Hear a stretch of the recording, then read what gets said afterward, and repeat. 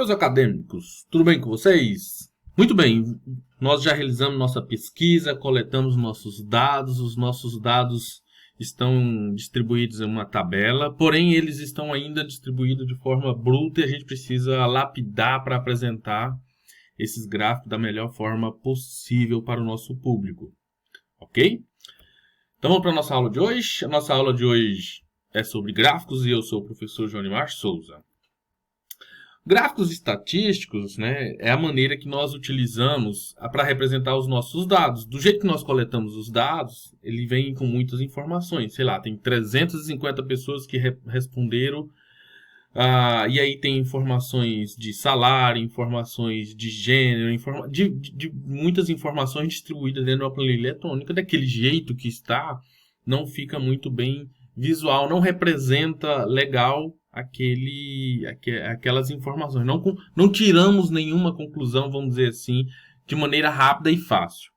E aí a gente utiliza essas representações gráficas, né, para que possamos interpretar os dados da melhor forma possível, tá bom? E aqui a gente traz diversos tipos de gráficos que a gente vai trabalhar na aula, mas a gente destaca aqui os principais, né, que aqueles mais pedagógicos, assim, são os gráficos que a gente chama de gráfico de coluna, os gráficos de linha e os gráficos de pizza e área. Correto? E aí a gente vai trabalhar com cada um desses gráficos a partir de agora. Lembrando que toda vez que a gente trabalha com gráfico, a gente precisa entender um plano cartesiano, que é aquele plano onde existe valores de x na vertical e y na horizontal. E sempre trabalhando com um plano cartesiano, né, no primeiro quadrante.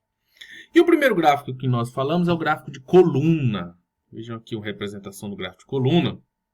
Então, o gráfico de colunas ele é representado por linhas, né, ou eixos, vertical, né, porque a gente tem um plano cartesiano, uma linha vertical e uma linha horizontal. Quem é a linha vertical? Essa daqui, que representa, no caso, representa os anos, correto?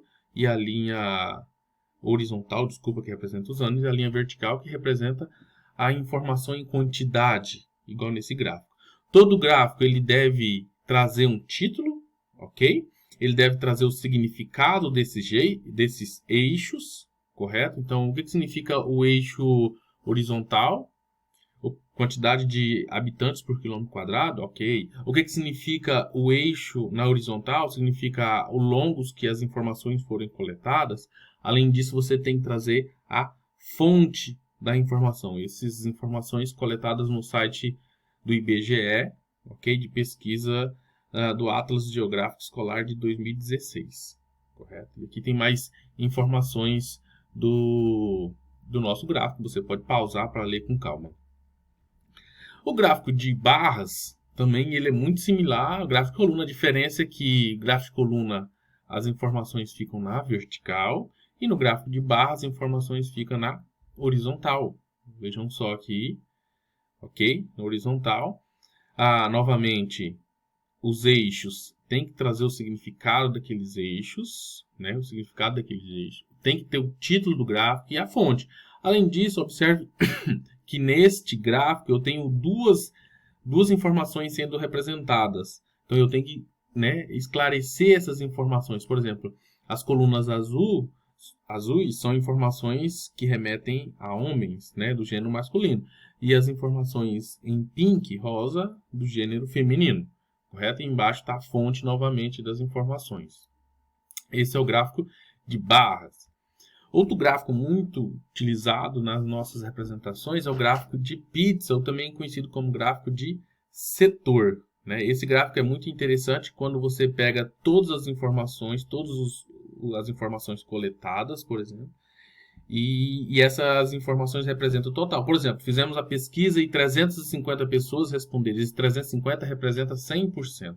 E aí, por exemplo, a gente pode fazer um gráfico de pizza para gênero. Qual a porcentagem de respondentes do sexo masculino e qual a porcentagem de respondentes do sexo feminino, por exemplo.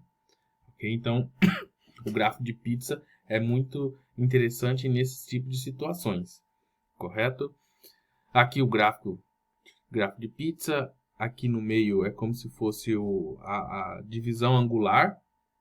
Ora, essa informação, por exemplo, ciências sociais, negócios e direito, ela tem a maior porcentagem, 47,34%, e assim você divide aquele 100% dentro da quantidade de dados, ok? Tem título novamente, aqui temos essa tabela de colunas, de cores, cada cor informa a sua representação, que dado que ela se refere, tá bom? E abaixo a fonte da informação. Outro gráfico que utilizamos muito no dia a dia é o gráfico de linha, correto? Então, o gráfico de linha normalmente é utilizado quando você trabalha com informações ao longo do tempo, dados históricos, por exemplo. Por exemplo, nesse aqui, o desmatamento da Amazônia no período de 2014, de 2000 a 2014. Então, você tem aqui embaixo, ó, o período histórico, né? E aqui a quantidade, a taxa de desmatamento nesse período. E aí você tem todo um elemento ao longo de um determinado período de tempo e dá para acompanhar essa informação. Você pode trabalhar com uma informação, no caso aqui só foi uma informação, né? Ou você pode trabalhar com várias, né? Você pode trabalhar com várias. Evolução, por exemplo, nesse gráfico aqui, a evolução do efetivo de bovinos, por exemplo. E aí você tem por regiões do país. Ó. Cada região do país representada aqui embaixo, no eixo horizontal, a temporalidade histórica, e no eixo vertical, a quantidade em milhões, ok? E a fonte da informação está ali destacada também. Tá bom? Esse é o gráfico de linha. Outro gráfico que nós podemos trabalhar é o gráfico de área, né? O gráfico de área é também um gráfico de linha, ok? Só que esse gráfico de linha ele é preenchido entre as linhas. Ele é sombreado. Cada sombra representa uma informação. Vejam só. Então aqui, ó, por exemplo, estágio de vendas.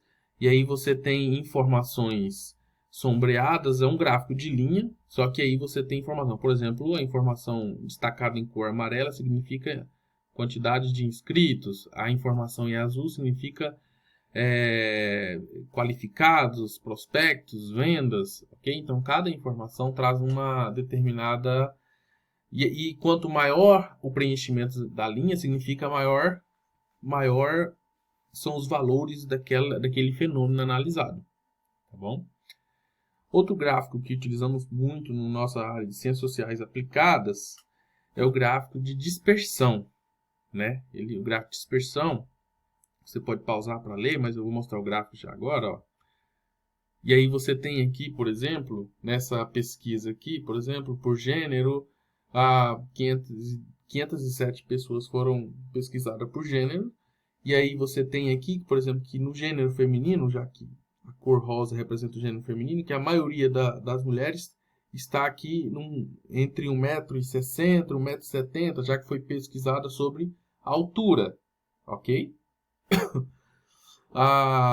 Já o gênero masculino, variando aqui entre 1,70 m e 1,80 m, correto? Além disso, você tem as informações, então elas estão meio que agrupadas nesse intervalo. Se as informações estivessem muito espalhadas, né, então você não teria uma determinada altura que prevalece, por exemplo. A maioria das mulheres, então é como se a gente estivesse trabalhando lá com média, moda, mediana, por exemplo, então meio que tendem a trabalhar, a se agrupar nesse intervalo aqui, por exemplo, nessa situação, ok? Dependendo da situação, e aí você tem diversos tipos de gráfico de dispersão positiva, gráfico de dispersão negativa, tá bom?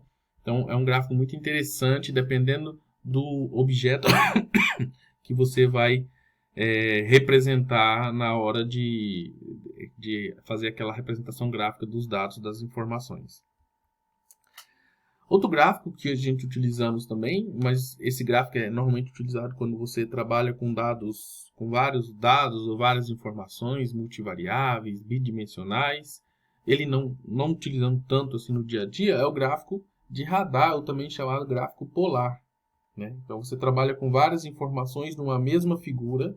Então você tem informações de vendas de imóveis, vendas de eletros, e além disso você tem informação distribuída ao longo dos 12 meses do ano, ok? E aí dá para você saber qual mês que vende mais um determinado móvel, qual mês que vende mais um determinado eletroeletrônico e assim sucessivamente.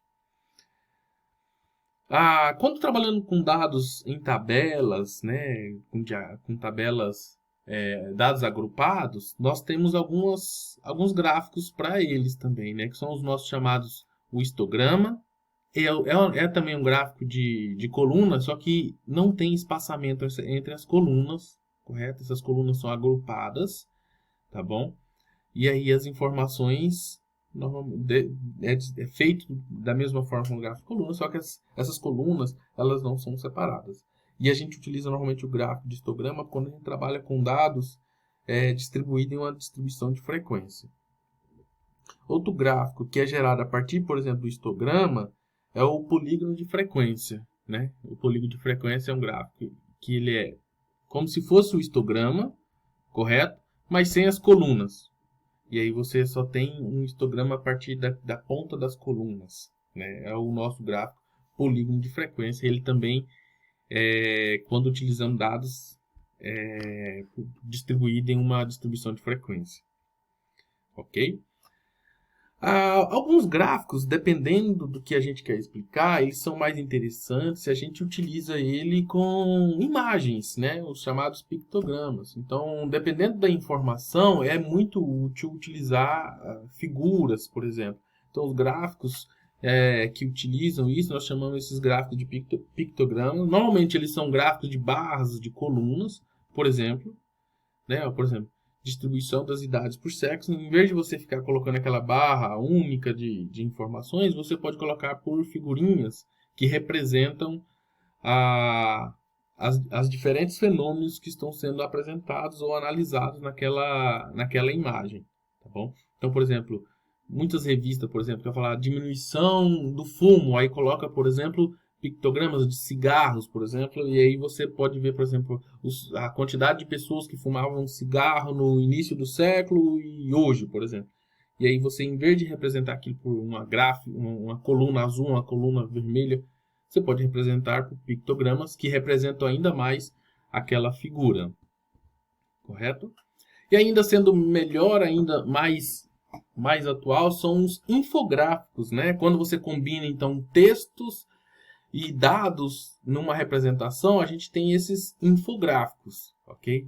E aqui a gente tem um infográfico bem atual, né? Nesse momento de pandemia de coronavírus, por exemplo, você tem um infográfico, correto? Que traz o que é o coronavírus, e aí vem cada figurinha representa uma informação, e você tem informação aliada com imagem, ok? Uma informação aliada com imagem, por exemplo, para representar os sintomas. Aqui outro, por exemplo, um outro infográfico, por exemplo, a quantidade de comida desperdiçada no mundo, e você tem uma imagem que representa um gráfico, um prato, né, um talher, e aí você tem diversas informações detalhadas em imagem e textos. Tá bom? Quando você utiliza imagens e texto numa mesma figura, você tem os chamados infográficos, e é uma maneira bem prática de fazer a representação de imagens, né, de um texto, e fica muito mais representado, correto? Fica muito mais prático para o leitor ver aquilo e já ter a noção do que se trata aquela figura, porque a figura está aliada com uma imagem. Tranquilos? Muito bem, bons estudos, façam as nossas atividades e até a nossa próxima aula.